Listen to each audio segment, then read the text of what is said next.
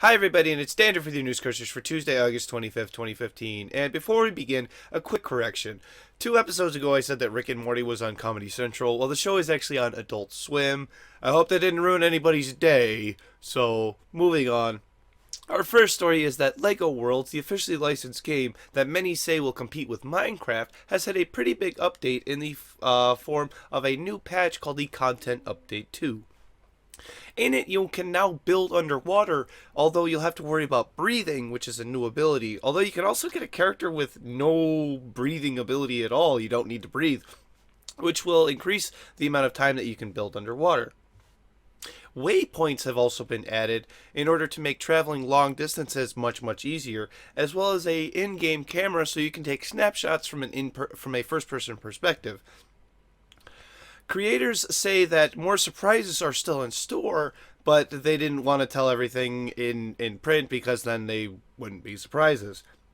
So if you own the game, go check it out now to see what's new. I know that I will be. And even if you don't own it, go maybe check it out on on Twitch. Go check it out on YouTube. There's a link to the Steam store page down in the description below. It's only $14.99 US dollars or your regional equivalent. It's really not that bad. It's already a pretty good game, so go check it out.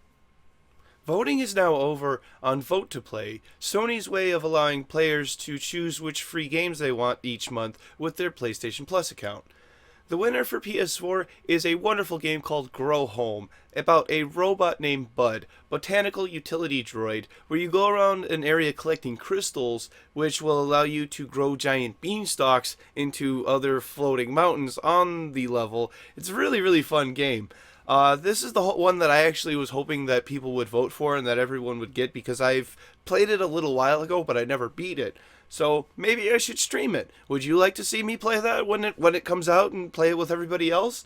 I think I should. Well, leave a comment below if you think I should. Other games that will be releasing for PS4 for PlayStation Plus will be Super Time Force Ultra, Tesla Grad, and Zeo Drifter. For PS Vita, Super Time Force Ultra, Zeo Drifter, and La Mulana EX. And finally for PS3, Twisted Metal and Tesla Grad. Also to note that Sony has announced their pre-Tokyo Game Show press conference dates, so we are sure to get more information on the timelines of all three Sony platforms at this time. A trailer was released yesterday showcasing the most recent update for Starbound, the Colony update, also known as the Pleased Giraffe update. They've got really crazy animal names for their updates. It's kind of fun. The trailer is very well done, but doesn't do a very good job explaining just the update itself. They kind of cover the entire game. So if you want a link to the full patch notes, that's down below in the description, but I'm not going to make you read them all. That's why you come here. That's what the show is for, so I can explain them to you. So a big change is that you will now be able to start a colony as the name of the update suggests. If you create a home on a world and then decorate it well enough, then there's a really good possibility, that a inhabitant will move in. Then you will now have an NPC that you can talk to and interact with. The NPC type will differ depending on what type of furniture you use to decorate the house with, so it's pretty cool. NPCs will also now interact with each other as well as objects in the world like they haven't before.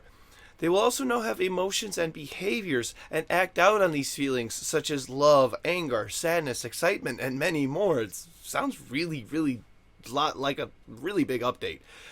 There'll also be background improvements to just make things feel like there's feel smoother. There's something about parallax. That's the way that you see things at an angle in the distance.